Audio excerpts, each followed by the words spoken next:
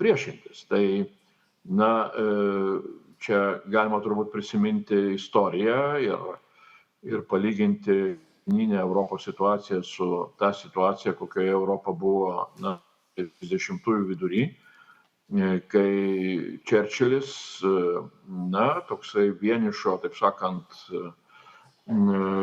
šiaus pavydale ragino ir Britaniją, ir Europos demokratinės valstybės ruoštis potencialiam karui su Hitleriu, nes jo įsitikinimu Hitleris kaip tik tokia agresija ruošiasi ir spartino visą ginklų gamybą, bet tiek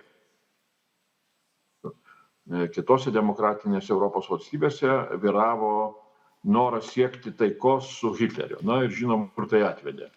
Ir žinom, kad nesiruošiant karui, o ruošiantis susitarti su Hitleriu, iš tikrųjų, kuris atvedė Antrą pasaulį.